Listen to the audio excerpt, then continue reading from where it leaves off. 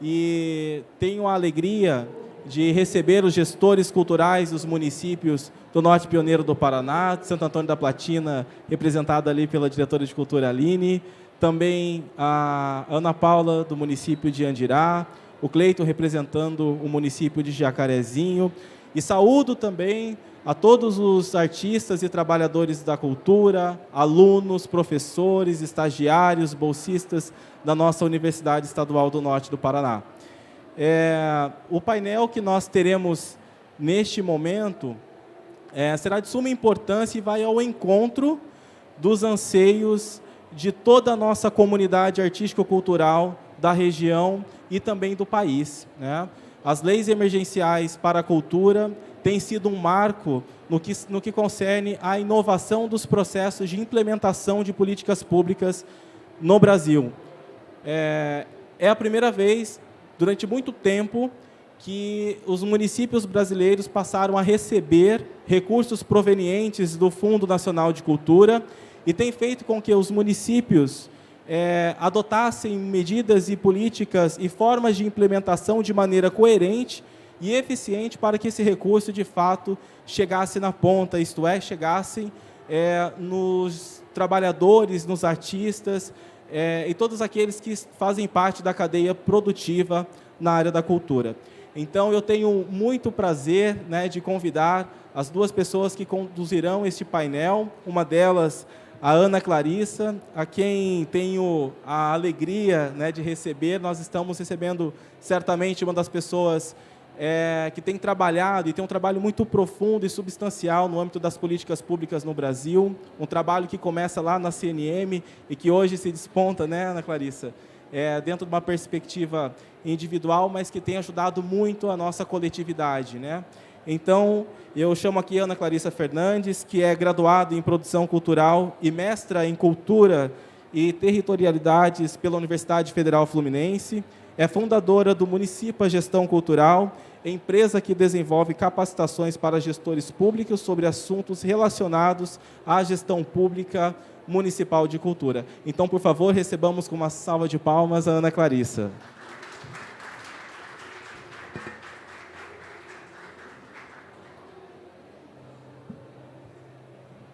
E quando nós estamos falando também em gestão cultural, nós precisamos pensar, tanto do ponto de vista do gestor, que vai estrategicamente pensar a aplicação e a formulação de políticas públicas, mas também temos que pensar no artista, que é aquele sujeito que vai receber esse recurso e que também, por meio de um processo de formalização, terá condições de acessar editais de fomento, de acessar outras fontes para a produção e também profusão da sua produção artística. Então, por isso, eu gostaria de convidar aqui o Wesley Souza Vitoriano, formado em Ciências Contábeis e assistente do escritório do Sebrae de Jacarezinho, e que falará especificamente aos artistas sobre a importância da formalização para que estes sujeitos, né, esses produtores culturais, tenham a possibilidade de acessar editais de fomentos de outras instâncias. Então, por favor, Wesley, seja muito bem-vindo e acolhemos com uma salva de palmas.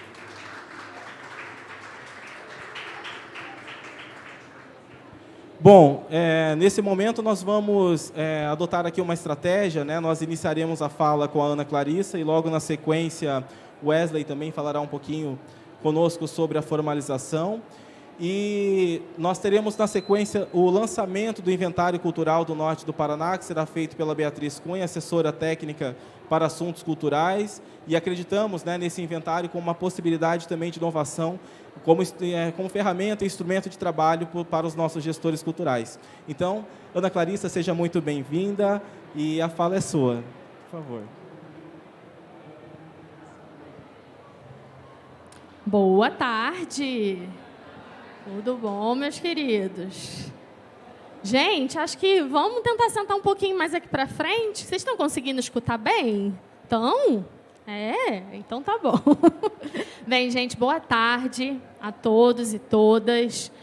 Primeiramente, agradecer essa oportunidade de estar aqui conhecendo o Paraná, de estar aqui com gestores de culturas, também aí com uma garotada que está aqui acompanhando a gente, né? E, bem, eu venho aqui falar um pouquinho para vocês a respeito das leis, né, da cultura, da chamada Lei Aldir Blanc, aí que a gente teve uma experiência concreta nos últimos anos. Também falar um pouquinho sobre a chamada Lei Paulo Gustavo, Lei Aldir Blanc II, né, que indicam aí um futuro mais institucionalizado para o campo da cultura. Mas, né, a gente tem aqui, digamos, um recorte hoje, né, que é falar sobre essa relação dos trabalhadores da cultura com as prefeituras, com os governos estaduais, né? Essa relação, né, que possibilita recursos para que atividades culturais desenvolvidas por esses agentes, por esses trabalhadores, sejam, né, concretizadas da forma como elas merecem, com recurso financeiro, né?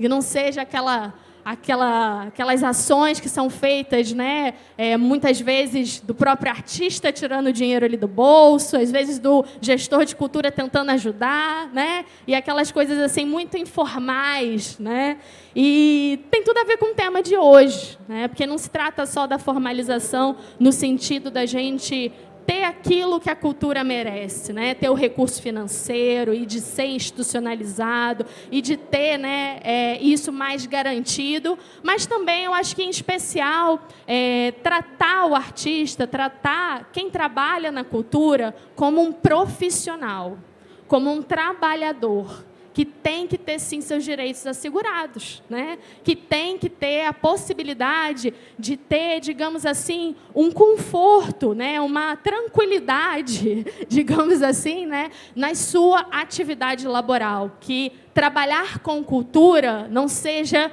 sinônimo de trabalhar, né, na informalidade, de trabalhar com o que dá, do jeito que dá, e a gente, enfim, é educado assim e vamos continuar reproduzindo isso, né?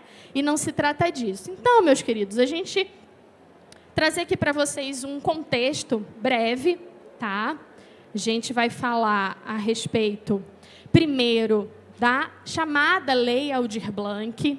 Para quem não conhece, a Lei Aldir Blanc, ela foi instituída em 2020, bem ali naquele momento crucial onde a pandemia estava, né, enfim, com a sua força total, impossibilitando que muitas pessoas que trabalham no campo da cultura, né, não tivessem a possibilidade de se sustentar, de correr atrás do seu ganha-pão, porque a gente estava num momento onde era necessário o isolamento social e as atividades culturais, a gente sabe, muitas delas se dão no presencial, no estar junto, na coletividade. Então, muitas dessas pessoas tiveram aí, né, enfim, foram atingidas, né, essa cadeia produtiva, a cadeia produtiva da cultura, ela foi atingida fortemente por conta dessa necessidade das medidas de isolamento social. Então, a Lei Aldir Blanc, ela vem como uma resposta a tentar, de alguma maneira, possibilitar um auxílio financeiro para que essas pessoas tivessem ali um respiro, né? E, então, a gente está falando de uma lei que foi aí instituída em 2020, que foi criada no âmbito do Legislativo, né, do Congresso Nacional, uma lei aí costurada, construída com muitas e muitas mãos, né, tanto técnicas, enfim, como não técnicas, mas pessoas que acreditam, né, na força da cultura, no potencial da cultura, e assim ocorreu. Então, a gente teve, na primeira vez aí, na história das políticas culturais, uma transferência de recurso do âmbito da União aos municípios e estados brasileiros em âmbito nacional. Então, a gente está falando que, pela primeira vez, muitos municípios no Brasil receberam recursos financeiros para conseguir desenvolver, né, e transferir recursos para pessoas que ali viviam, né, que trabalham no campo da cultura. Então, a gente está falando de uma lei que tem muito marcado a questão da mobilização, muitas pessoas, muitos agentes culturais, enfim, foi realmente um momento especial que a gente teve, onde a união das forças possibilitou um avanço muito concreto na nossa área, em termos institucionais, no campo das políticas culturais. E aí, gente, essa legislação, para vocês terem uma noção, a força que ela teve, né? Ela atingiu aí cerca de 4.700 municípios no Brasil. São 85% dos municípios brasileiros que acessaram recursos da chamada Lei Aldir Blanc entre os anos de 2020 e 2021. A gente está falando de uma lei que possibilitou algo, de novo, que nunca antes havia ocorrido, né? Cerca aí de apenas 12% dos municípios brasileiros haviam acessado recursos oriundos da União para atuação na cultura num período de 10 anos anterior a essa lei. E a legislação, a Lei Aldir Blanc, ela trouxe essa oportunidade para que municípios pequenininhos pudessem receber recurso e pudessem transferir ali para as pessoas que trabalham no campo da cultura. E aí, importante também nessa contextualização, para a gente entender de onde a gente parte, né? Essa lei, com todo esse ineditismo, toda essa mobilização, toda essa inovação no cenário das políticas públicas de cultura, trouxe aí muito forte essa questão da capilaridade. Como vocês viram aqui, cerca de 85% dos municípios brasileiros acessaram recurso. E a gente está falando aqui de municípios de 2.000 habitantes, de 5.000 habitantes, de 15.000 habitantes, de 100.000, de 1 milhão, de 2 milhões e mais, né?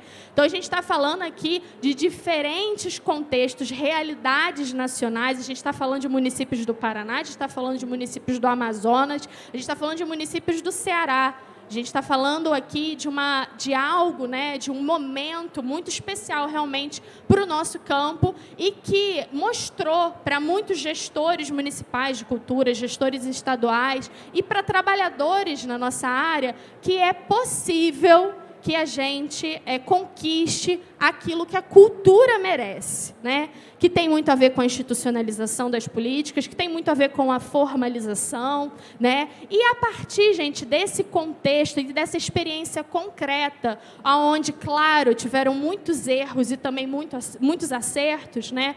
A gente, a partir disso, conseguiu começar, de fato, a imaginar uma legislação que pudesse fazer com que isso perdurasse nas políticas públicas de cultura, que não fosse só aquele momento ali, né, pontual, teve a pandemia, por isso a gente conseguiu, né, conquistou esses recursos. Não, a gente precisa que isso seja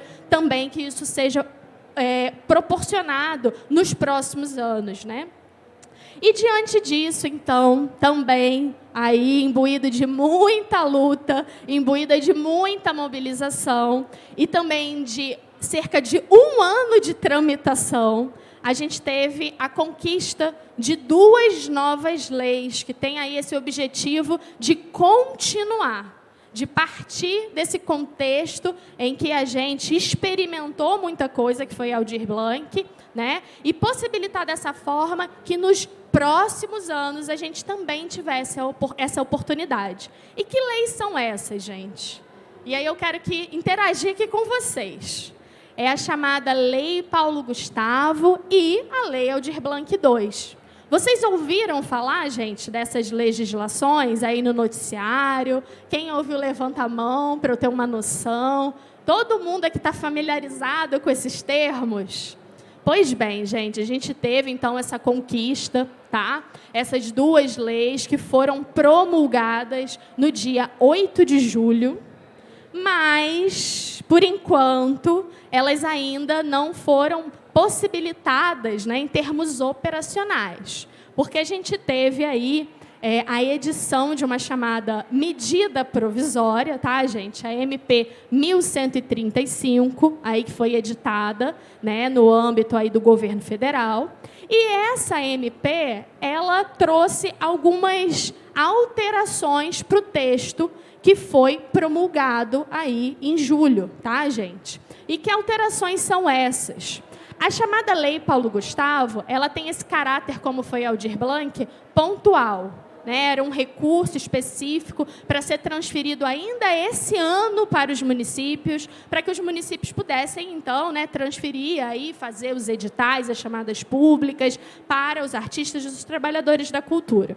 Mas essa MP inviabilizou que esses recursos chegassem aos municípios ainda esse ano e prevê que eles sejam transferidos apenas ano que vem, tá, gente? E a mesma coisa aconteceu com a Lei Aldir Blanc II, que originalmente, aí, né, o que foi promulgado em julho, previa que houvesse, de fato, uma transferência regular entre os anos de 2003 e 2027, e, a partir, então, dessa medida provisória, a previsão é que esses recursos comecem a ser transferidos entre 2024 e 2028. Tá, gente? Então, a gente tem as leis, houve essa conquista, mas ainda é necessário muita luta, porque a gente sabe que quando alguém precisa naquele momento, né? E aí a gente dizer que ainda vai demorar mais um ano, depois de tanta batalha, tanta luta para conquistar isso daqui, né? Às vezes causa frustração mesmo, mas estamos todos aqui para continuar, né? Então, gente, dizer que essas duas leis, essas duas novas leis, que a gente tem a expectativa de que comecem a ser operacionalizadas a partir do ano que vem, essas duas leis, elas trazem aí, né, uma forma desse dinheiro chegar aos trabalhadores da cultura, que é uma forma, né, oficial, formal, porque, afinal de contas, se trata de recurso público, não é mesmo?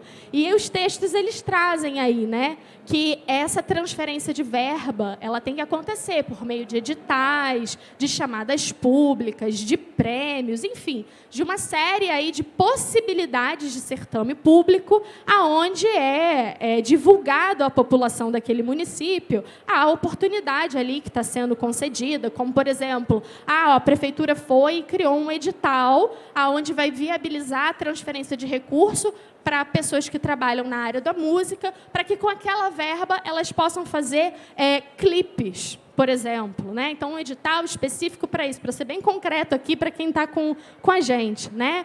Então, a gente está falando que há também, né, uma necessidade de deixar bem claro quem pode acessar aquele recurso. É qualquer pessoa que mora naquele município? Não necessariamente, né? Mas também isso não quer dizer que tenha que ser, nesse caso de um edital que viabiliza, né, a produção de clipes, que tenha que ser apenas para pessoas que trabalham com música há 10 anos. Pode ser também um edital aí que fomente, né, aquele artista que está começando, enfim, e que possibilite aí que ele possa participar, né?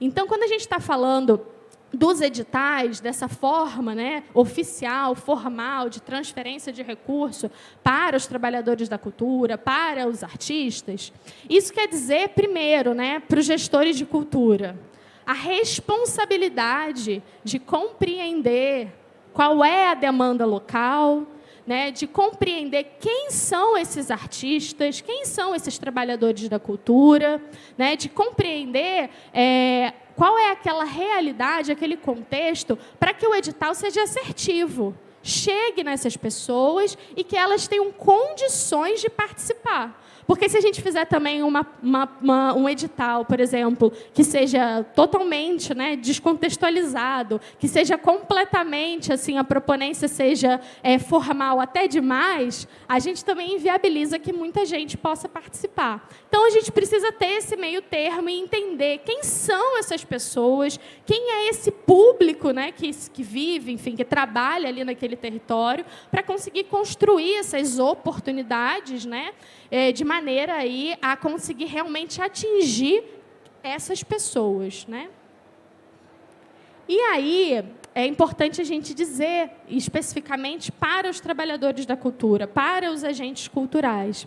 Existe no nosso campo, né, às vezes até uma certa romantização de que ser informal é algo bacana, né? Assim, é algo legal, é algo, né, que é melhor, né? Enfim, mas a gente está falando aqui, às vezes, de uma falta mesmo de compreensão do que significa ser formalizado, né?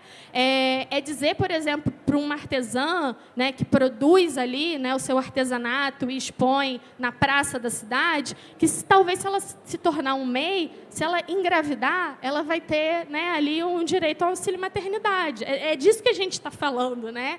É da gente dizer que, às vezes, ali a proponência, a forma como o edital chega, é escrito pela prefeitura, né, pede uma mínima formalização, que é ser MEI, por exemplo, e que talvez aquilo vindo daquele jeito, ela não vai conseguir, né, participar, ela não vai conseguir tá. E aí, no final das contas, essas leis todas que foram criadas para poder atingir essas pessoas, né, os pequenos, os que têm mais dificuldade, os que estão no interior do Brasil, no final não vai ter servido de muita coisa, né? Então a gente precisa conseguir construir essas pontes de forma sensível, aonde a gente consiga levar essas informações numa linguagem que seja muito certeira. A gente está falando disso. A gente está, olha, se você engravidar, você vai ter um mínimo de um direito. Se você ficar doente, você vai ter um mínimo de um direito assegurado, um recurso, né, que você vai poder contar.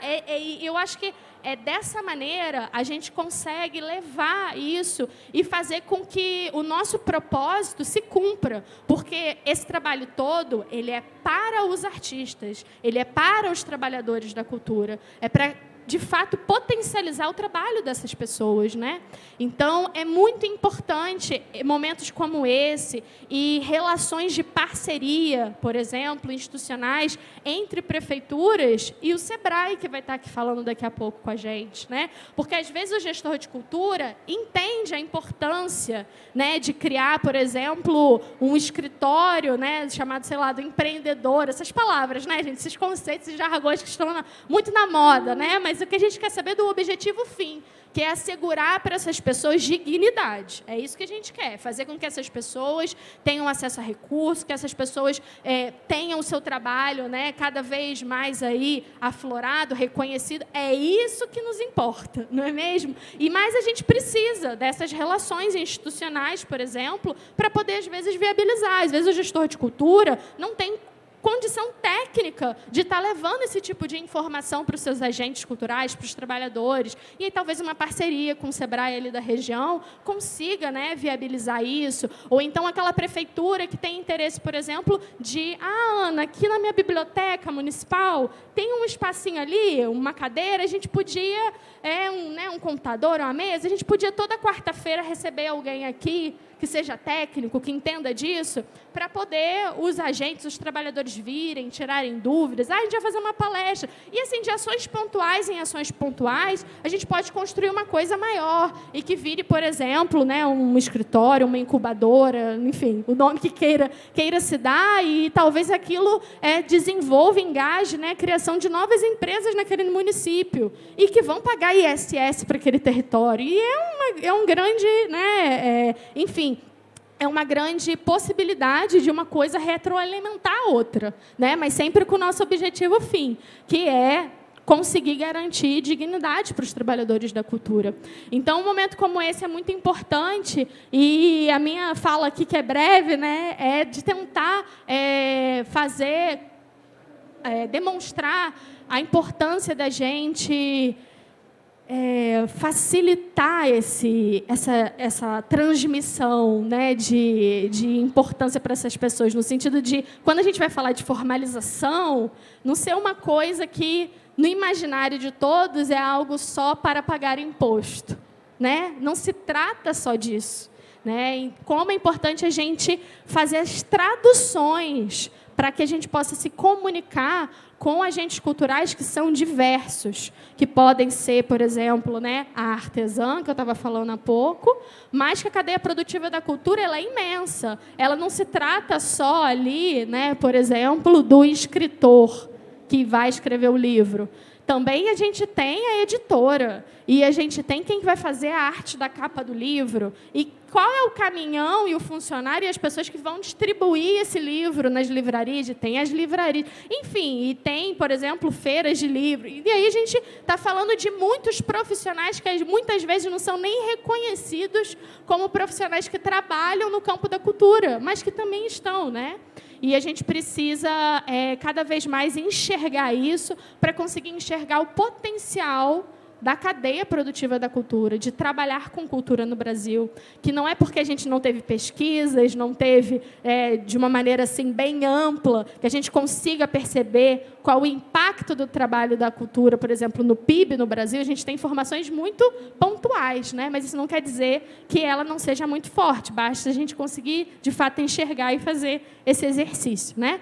Então, gente... bem, fico por aqui, tá? Muito obrigada por me escutarem, e fico também aqui à disposição para esclarecimentos, tá certinho? Muito obrigada. Muito obrigado, Ana Clarissa, pela brilhante fala. Certamente trouxe contribuições muito significativas para a nossa comunidade, para os gestores culturais, para os trabalhadores da cultura. E acredito, né, que é justamente esse o objetivo, né, lançar luz sobre esse processo do quanto as leis emergenciais estão impactando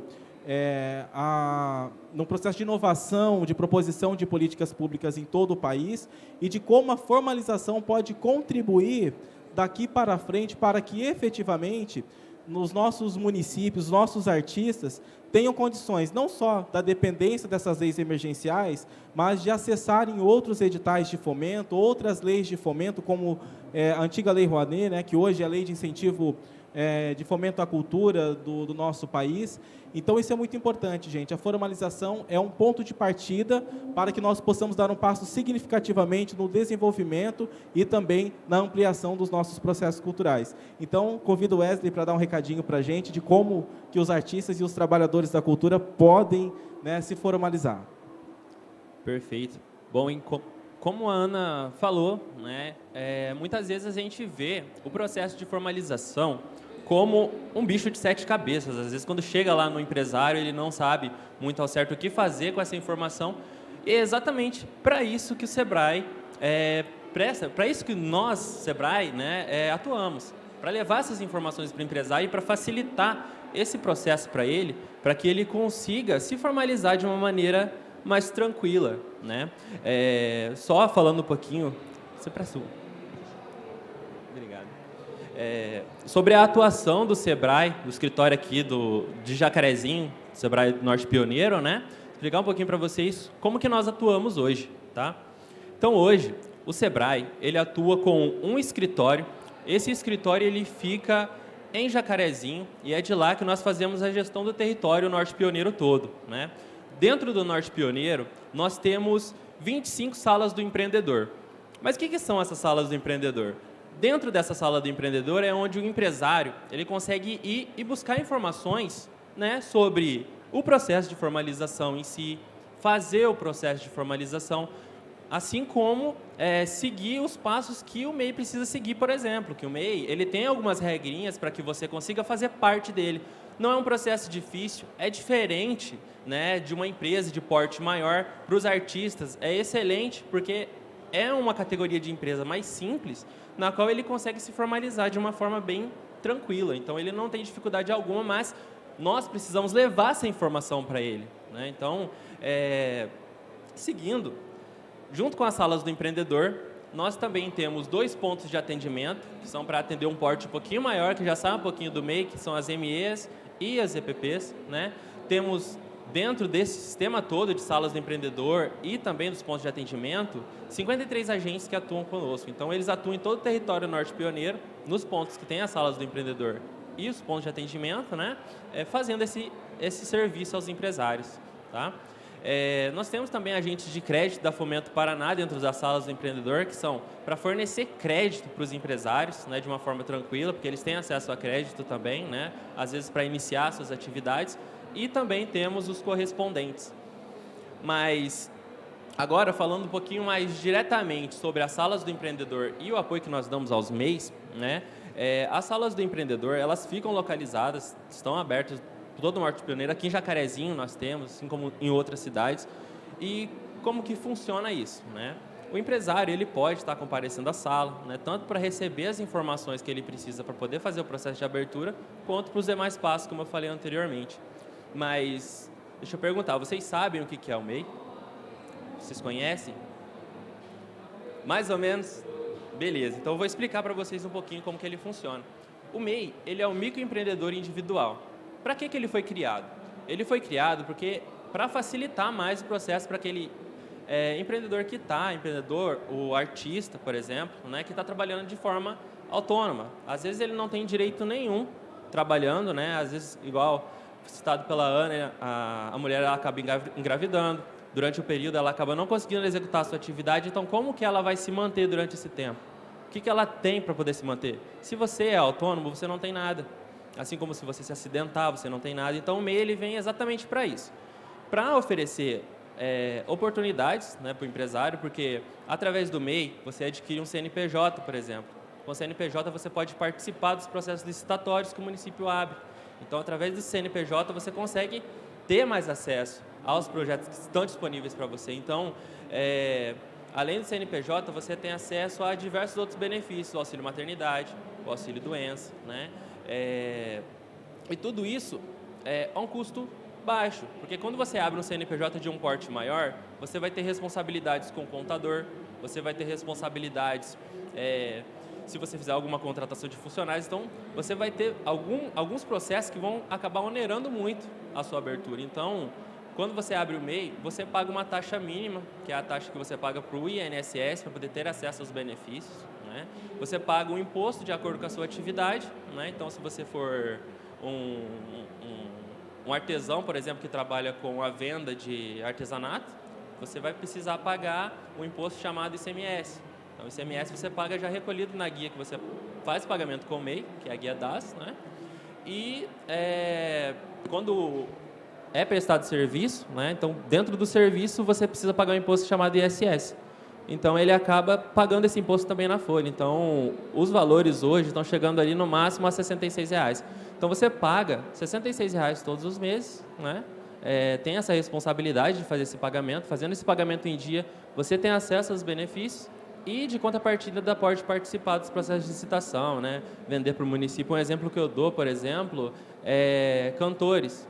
Às vezes, os cantores eles vão fazer um show para alguma empresa e a empresa coloca como requisito ele ter um CNPJ para poder emitir uma nota fiscal para ele. Então, quando você tem um MEI, você tem acesso ao CNPJ e consegue fazer a emissão da nota. Mas, Wesley, como que eu faço tudo isso? Como que eu faço esse processo de abertura? Então, você vai na sala do empreendedor e, através de lá, você consegue já fazer a sua abertura, você consegue fazer a sua formalização e também ficar a par de todos os benefícios, bem como as obrigações que você tem fazendo a abertura do seu MEI. Tá? Aqui são alguns exemplos de atividades que se enquadram no MEI, né? Então, tem algumas atividades, não são todas, que podem ser abertas como MEI, né?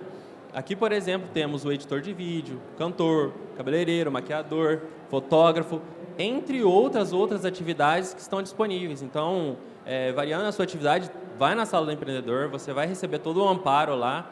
Nós temos consultorias à disposição também. O que é essa consultoria? É um atendimento com um consultor que é especialista na área que você está precisando de apoio. Às vezes você é um artista e não sabe como que você faz sua divulgação, por exemplo, nas mídias, tem dificuldade. O Sebrae pode oferecer para você a consultoria para que você consiga entender mais como que funciona isso. Então, dentro disso, tem as consultorias e os demais atendimentos que o Sebrae oferece, né, junto também com as parcerias que a gente faz com os municípios. Tá? Aqui eu deixo, então, para vocês os nossos canais de atendimento, nosso portal do Sebrae. Nós temos também cursos EAD que ficam disponíveis de forma online para que vocês consigam acessar, né? E também temos o aplicativo Meu Sebrae, que é um aplicativo onde você consegue tanto ter informações sobre o MEI, como de cursos e capacitações que o Sebrae oferece. Então, através de lá, você consegue ficar informado sobre tudo que está acontecendo. Bom, e é isso, tá? Obrigado, pessoal. Muito obrigado, Wesley, né, pelas orientações, né? Acredito que os trabalhadores da cultura têm muito a ganhar com esse processo de formalização e que bom que o SEBRAE está de portas abertas para receber esses potenciais empresários, né, de Jacarezinho e de toda a região do norte do Paraná. Agora eu gostaria de convidar para vir aqui para nós realizarmos o lançamento do Inventário Cultural do Norte do Paraná, que é uma plataforma que foi criada pela nossa universidade, que hoje estará à disposição dos municípios e também dos nossos artistas e trabalhadores da cultura. Então, eu convido a nossa assessora técnica para assuntos culturais, a Beatriz Rodrigues Cunha, para fazer, né, uma breve apresentação do nosso inventário. Obrigada, James. Boa tarde a todos e todas, ao pessoal que está assistindo a gente na transmissão ao vivo, aos artistas, gestores culturais, alunos. Hoje, com muita alegria, a gente vem aqui fazer o lançamento dessa plataforma, o Inventário Cultural. Depois de uns 2 anos trabalhando nela, a gente está lançando ela hoje oficialmente. Então, o que é o Inventário Cultural?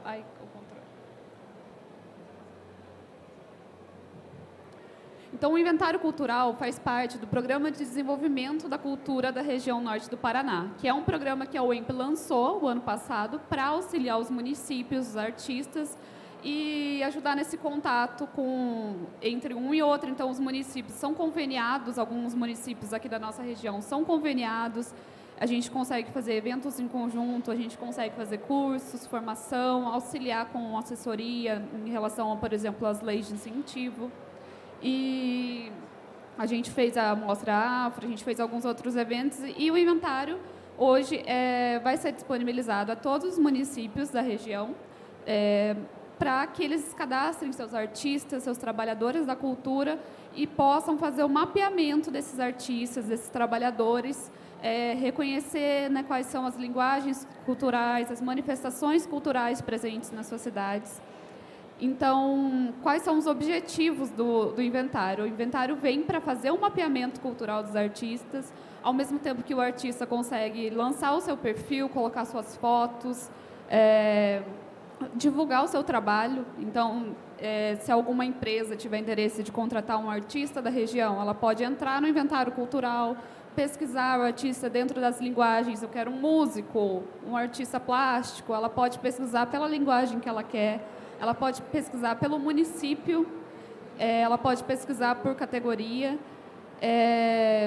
e a plataforma pode também ser utilizada para cadastro nas leis municipais, federais e estaduais. Então, a Lei Aldir Blanc, mesmo ano passado, ano retrasado, ela exigiu um cadastro municipal de mapeamento. Alguns municípios fizeram seu próprio cadastro. Nesse caso, os municípios podem utilizar o inventário cultural para fazer esse cadastro. É um benefício não somente para o artista, mas também para o gestor, que pode direcionar suas leis, suas políticas públicas para os artistas da cidade, para os trabalhadores da cultura da cidade, entender quem são eles e para quem eles estão fazendo essas políticas. A gente tem aqui a interface, né, o layout do site, a gente vê ali que a gente também tem uma categoria de patrimônio cultural, de manifestações culturais, a categoria por município, onde vocês podem fazer essa busca. E a gente hoje convida todos os artistas, trabalhadores, gestores, produtores a se cadastrar na plataforma do Inventário Cultural. É um cadastro relativamente simples, mas caso tenha dificuldade, pode entrar em contato com o parque da UEMP, né, o parque universitário da UEMP. Os nossos funcionários estão disponíveis para auxiliar todos nesse processo. É isso, obrigada.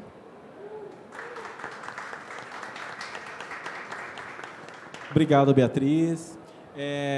Então, pessoal, esse é um pouquinho, né, do trabalho que a universidade vem desenvolvendo no âmbito de políticas públicas, um trabalho que procura ser articulado com os municípios. Temos feito parceria, né, com o município de Santo Antônio da Platina, por meio da Aline, com o Andirá, né, junto à Ana Paula, e Jacarezinho, né, com o turismo. E vamos precisar, Fabiano, já mapear todos os pontos turísticos da cidade, né, façam muito bem, né, usem muito bem esse nosso inventário. Então, alguém tem alguma pergunta para os nossos palestrantes, ou até mesmo sobre o inventário? Nós temos aí algumas perguntinhas. Aline?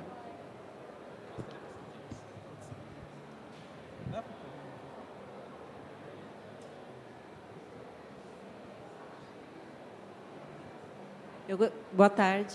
Eu gostaria de saber se a alimentação do inventário vai ser feita pelos municípios ou através da UEMP. Quem que vai fazer essa alimentação do inventário cultural? Aline, existem as duas possibilidades, tá? O site ele está disponível para que o artista entre e faça o cadastro, insira todos os dados referentes à sua produção artístico-cultural. E por outra via, por exemplo, se você tiver uma base de dados no seu município e gostaria que a universidade ajudasse você a fazer a alimentação desse site, os nossos funcionários do Parque da Cultura poderão auxiliar os municípios nesse processo, tá? Então, tanto o artista pode fazer, quanto você também, se tiver e quiser fazer automaticamente, né, pelo seu computador, ou solicitar para que nós, né, da universidade, possamos também ajudar nesse processo. Tá, obrigada. Imagina. Gente, mais alguém? Pois não, Fernando. Opa, boa tarde. Você falou sobre as MPs que postergaram, né, o pagamento, por exemplo, da Paulo Gustavo e também da Aldir Blanc. E aí, na Paulo Gustavo, tinham alguns prazos previstos, né? Você sabe se vai sair um novo texto que regulamenta novos prazos? Ou isso ainda está muito nebuloso? É mais ou menos isso que eu queria saber.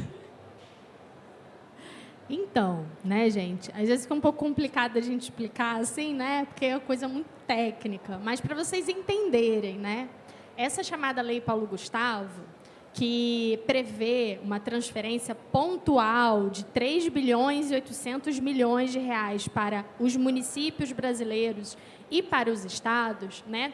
Essa lei, quando ela foi aí promulgada em julho, né, existia a expectativa, né, como estava escrito no texto que foi promulgado, que essa transferência da União para os entes, né, os municípios, os estados, ocorresse até outubro desse ano. Aí, né, assim que houve, então, a promulgação desse texto, a gente ficou na expectativa de que fosse feita a regulamentação federal, para poder dizer direitinho, por exemplo, para o município, como que ele solicitava verba, aonde que ele entrava, o que ele preenchia, né? Porque a lei garantiu o recurso e garantiu que a transferência ia ocorrer até outubro. Só que ela não vinha, né? Porque é muito detalhe, né? Como é que faz para acessar? Como é que faz para solicitar? Então, a gente estava esperando essa regulamentação federal. No que a gente estava aguardando essa regulamentação federal para vir com esses detalhes, ocorreu a edição de uma medida provisória. O que é uma medida provisória, gente? É uma ação, né, do presidente da República, onde ele chega e fala, o texto que foi aqui promulgado pelo Congresso Nacional inteirinho, então, eu estou, a partir de hoje, alterando esses trechos aqui. Tá? Aí, enfim, tem lá seus objetivos em relação a isso, e isso é um ato que os presidentes da República podem fazer, né? Mas aí aconteceu essa MP recentemente, e essa MP ela está o quê? Tramitando, porque as medidas provisórias elas têm vigência num prazo máximo de 120 dias. E durante esses 120 dias, os parlamentares, tanto os senadores quanto os deputados federais, eles têm direito de se manifestar em relação a essas alterações que foram feitas nos textos originais, tá? E aí, essa manifestação é como? Ela é individual? Chega lá o parlamentar e fala qualquer coisa? Não. Tem uma sessão no Congresso Nacional, tá? Isso contando com todos os senadores e todos os deputados federais, e aí, nessa sessão é discutida, né, no caso, esse texto que veio da medida provisória, sendo possibilitado que hajam novas alterações no texto, a partir de emendas que os parlamentares sugerem. Não sei se estou dando para entender, gente, mas estou tentando ser bem assim, didática. Mas o objetivo aqui, no final das contas, é dizer que a MP está vigente, as alterações que foram feitas pelo presidente da República continuam vigentes, e até que os parlamentares se reúnam e analisem essas alterações, por enquanto, o que a gente tem é isso, a previsão de que esses recursos não sejam mais transferidos até outubro desse ano, mas sim sejam transferidos ano que vem. Não foi feito ali no texto, na medida provisória, né, indicando que mês isso será, mas foi colocado ali um ano, que é 2023. Então, por enquanto, é o que a gente tem. Caso ocorra essa sessão conjunta dos parlamentares alterando, pode ser que seja alterado essa parte. Inclusive, essa é uma das lutas, para que esse dinheiro chegue o quanto antes nas pessoas que precisam, né? Mas, se também os parlamentares, os deputados, senadores, ninguém, né, se mobilizar nesse sentido de criar essa sessão para poder fazer a análise, o texto ele perde a sua vigência em 29 de dezembro, que é quando termina esse prazo de 120 dias. Então, se até 29 de dezembro não houver essa sessão, né, nos parlamentares dizendo o que eles acham, o que eles deixam de achar, ou eles propondo alguma outra coisa, o texto ele simplesmente perde a sua vigência, a sua força de lei. E aí o texto que volta a ser o texto vigente é o texto anterior, que era esse que previa que a transferência ocorresse até outubro, que previa, né, garantia 3 bilhões e 800 milhões para ser transferido, e outros pontos que também foram alterados pela medida provisória. Espero que eu tenha respondido a sua pergunta. Não, respondeu sim, muito obrigado. Nada. Então, no momento, talvez uma boa sugestão seria que os artistas comecem a pensar nos projetos que eles podem, né, propor, e os gestores também ir agilizando o que dá para agilizar, por exemplo, os cadastros. É isso que a gente tem para fazer por hora. É isso, e, inclusive, alguns municípios no Brasil estão fazendo isso, né? Reunindo os trabalhadores, os agentes culturais, fazendo, né, enfim, atividades para poder fazer mais ou menos isso que o inventário também tem uma super contribuição, que é conhecer aquela realidade local. Porque, por exemplo, a gente está falando dos editais. Edital de quê e para quem? Eu posso fazer um edital que seja uma coisa que tenha nada a ver, porque aquele gestor acha legal. Mas é importante a gente conhecer e se relacionar com esses trabalhadores para entender qual é a demanda e também qual é o perfil. Porque, às vezes, naquela realidade ali, tem várias pessoas, enfim, vários agentes que já são formalizados. Então, não é essa energia que a gente vai gastar. Não, gente, aqui na minha região não existe. As pessoas não têm nem conta bancária, que é uma outra realidade do país. Muita gente no Brasil não tem conta bancária.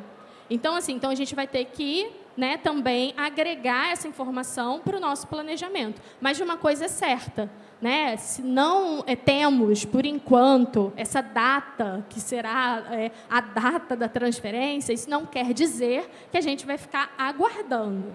Isso quer dizer que a gente precisa trabalhar e antecipar tudo que a gente puder, até para a gente poder evitar que, quando a coisa saia, não seja no atropelo, né? Então, é muito importante que os municípios se organizem, os gestores se organizem para poder executar, e também os profissionais, os trabalhadores da cultura que querem se beneficiar com esse recurso, se preparem naquilo que tiver que se preparar. Seja ela formalização, seja começar a escrever um texto de um projeto, seja fazer um portfólio para poder... Porque, com certeza, são informações, dados que serão aí solicitados quando as oportunidades saírem. Tá? Muito obrigado. Nada. Na verdade, é apenas um detalhe, e é nos detalhes que mora o demônio, né? A palavra até 3,8 consta no texto atual da MP. Exato, é no máximo. Ou seja, o gestor federal pode liberar isso em porções minúsculas, se assim desejar, caso esse texto se mantenha, é isso? Exatamente. Assim como pode transferir um montante menor. Isso é um outro detalhe que eu não trouxe aqui, coloquei só ali na apresentação, que são muitos, né?